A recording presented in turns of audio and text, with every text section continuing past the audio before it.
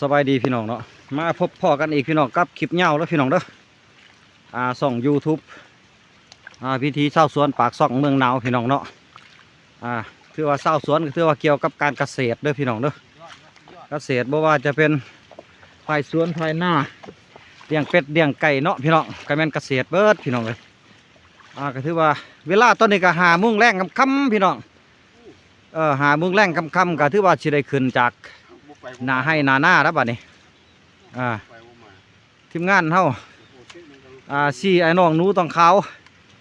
ก็สิได้เริ่มขึ้นจากให้จากหน้าแล้วบัดนี้ มันค่ำละพักผ่อนมื้ออื่นกับพบพ่อกันใหม่อีกพี่น้องเนาะก็ถือว่ามื้อนี้ได้ ทั้งล็อกนี่แน่ทั้งล็อกนั่นแน่พี่น้องพอดีสี่ไอ้น้องเฮาก็ได้12ให้พี่น้องมื้อนี้ได้12ให้พอดีเอาขึ้นก่อนว่าบัดนี้พี่น้องแล้วเราเกิบข่อยบ่ได้มาบ่ฮะเอ้าแม่นบ่ไปก่อนบ่ว้ายเข้ากล้องแล้วกันไปก่อนนี่มันลงง่ายบ่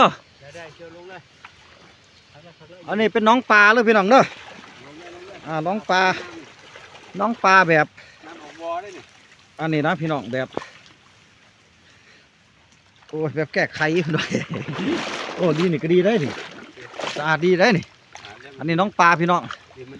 ปลาบ่ท่านเอามาใส่ดอกพี่น้องเลย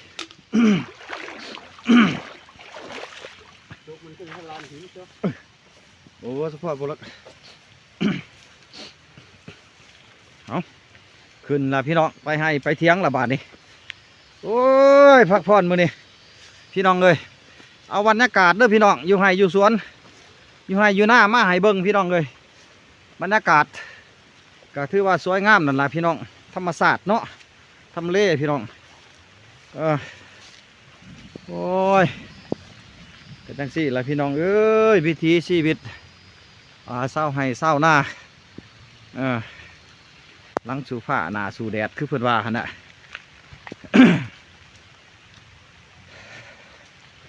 ถือว่าดนแต่พี่น้องก็บ่ได้ลงคลิปยาวเนาะบ่ได้ลงคลิปยาวมาดนแต่พี่น้องคัดสิบอกก็เป็นเดือน2 เดือนนะพี่น้อง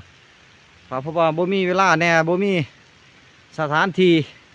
เนาะบ่มีบอลไปบอลมาพี่น้องก็เลยบ่ได้ลงเป็นคลิปยาวพี่น้องส่วนหลายก็จะเป็นลงคลิปช็อตพี่น้องเนาะลงคลิปช็อตคลิปสั้นเอาพี่น้อง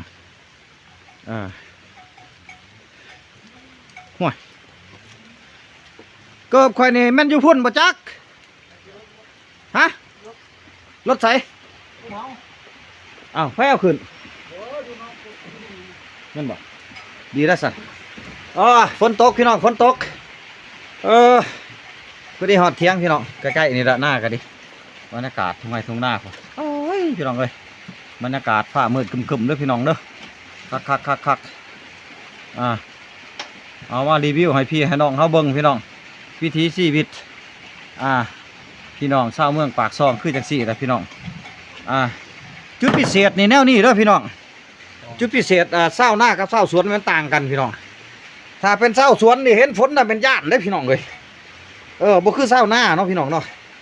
ถ้าเศร้าหน้านี่ฝนตกเพิ่นก็สู่ดำให้ดำหน้าแต่ว่าเฮาเป็นเศร้าสวนมาเฮ็ดหน้าพี่น้องย่านได้พี่น้องเนาะย่านยังพี่น้องย่านเปียกย่านหนาวนี่แหละว่าอยากสู่ปานใดเด้พิเศษกับผู้เว้านี่ละไว้ก่อนหมู่เด้ถ้าเราลงฝนน่ะปบหรือไรบ่เอาน้ำพี่น้องเนาะนี่ละพี่น้องเอามาให้เบิ่งกันบรรยากาศอยู่ให้อยู่สวนเวลาก็5 โมงกว่าพี่น้องมืดๆค่ำๆโอ้ยก็คือสีซ้ำนี่แหละพี่น้องเลยบ่มีแนวสิให้เบิ่งดอกสิไปเบิ่งห่านท่อก็เบิ่งไรพี่น้องบ่แม่นห่านหมอลำเรื่องหรอกห่านท่อท่อสปริงเกอร์พี่น้องท่อน้ำยศแล่นใส่ของปลูกของฟังให้ในสวนนี่แหละแล้วก็สวนหมักซาลี่เฮามันย่ำดอกพี่น้องเลยบ่พอสิลำสิด้วยคือเขาหรอกพี่น้องก็เท่านี้ละขอบใจเด้อที่เขามาเยี่ยมเขาส้มพี่น้องคลิปยาว